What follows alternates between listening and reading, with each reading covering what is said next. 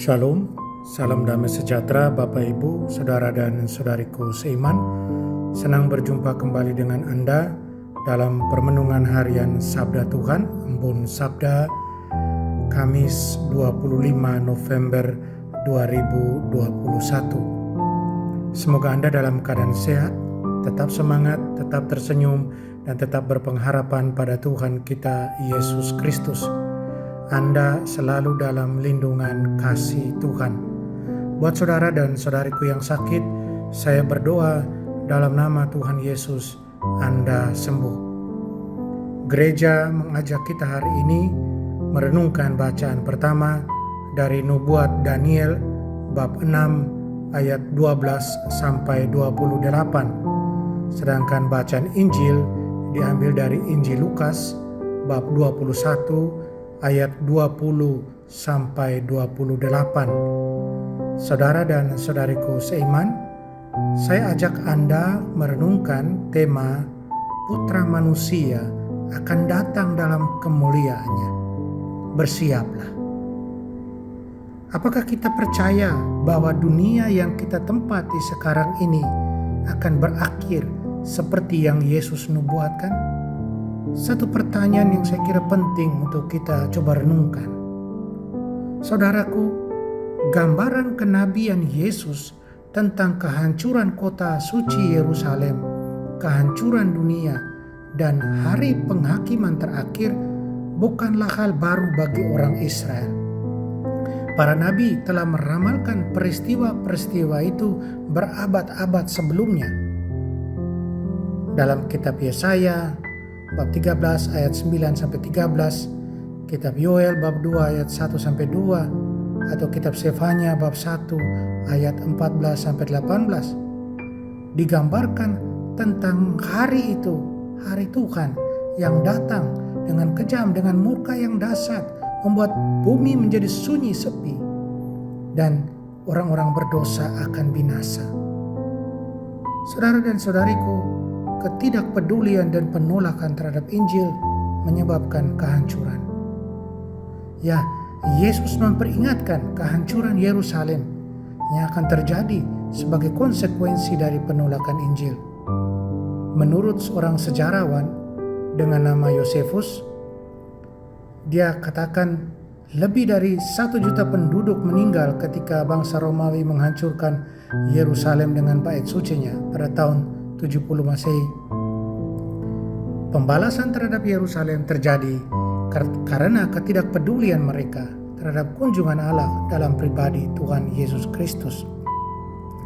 Yesus juga berbicara tentang penghakiman di akhir dunia. Hanya kebutaan rohani, kebutaan spiritual yang dapat menghalangi kita untuk mengenali tanda-tanda yang jelas akan datangnya bencana yang menanti di hari penghakiman bagi mereka yang menolak untuk mengindahkan firman kasih karunia dan keselamatan dari Tuhan.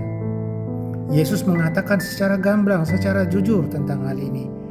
Dia memberitahu murid-muridnya berapa harga dari sebuah kemuridan, dari mengikuti dia. Dia berjanji bahwa dia tidak pernah akan meninggalkan semua yang mengikuti dia sendirian, bahkan dalam saat kesengsaraan mereka.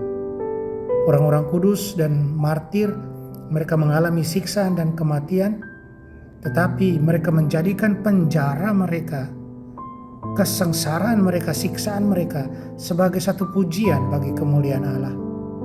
Mereka mengetahui kehadiran Yesus yang menyelamatkan bersama mereka dalam segala keadaan. Yesus menawarkan kita keselamatan dalam menghadapi ancaman bumi. Kemarin kita dengar dalam Injil dikatakan, tidak sehelai rambut pun di kepalamu akan hilang, akan binasa. Murid-murid yang berjalan dengan Kristus mungkin kehilangan tubuh, tapi tidak akan kehilangan jiwa mereka.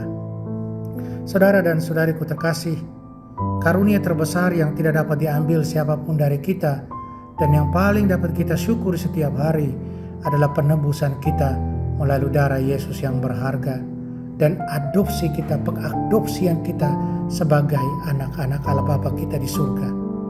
Yesus menebus kita dari perbudakan dosa, dari kehancuran akhir. Kita dapat bersyukur selamanya karena harapan kita selalu berlabuh di surga. Dan janji Yesus bahwa dia akan kembali akan terjadi untuk menegakkan pemerintahan damai dan kebenaran. Tuhan Yesus mengangkat tubuh kita yang hina menjadi seperti tubuh kemuliaannya yang tidak akan tunduk pada kematian, pada kesengsaraan. Yesus berbicara tentang kedatangan yang kedua sebagai satu fakta, saudara dan saudariku.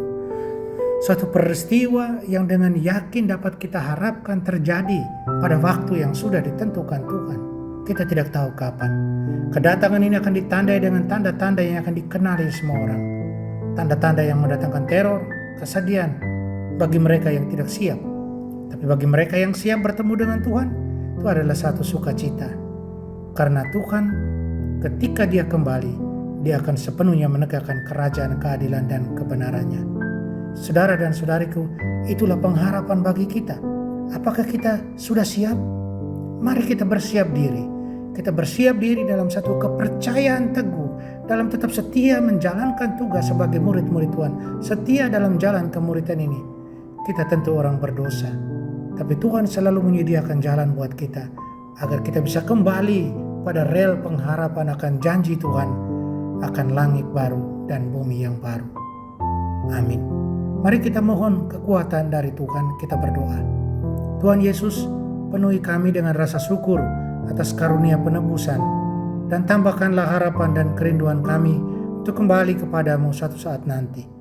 Semoga hari itu membawa sukacita di hati kami daripada kesedihan. Bantulah kami terus untuk melayanimu dengan setia dan melakukan yang terbaik sesuai dengan iman kami.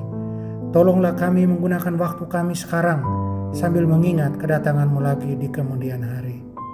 Bantulah kami. Amin. Mari kita mohon berkat Tuhan. Tuhan sertamu dan sertamu juga. Kita sekalian semua yang kita sayangi dan kasih, segala usaha, rencana dan kerja kita dilindungi, dibimbing dan diberkati Allah yang Maha Kuasa, Bapa dan Putra dan Roh Kudus. Amin.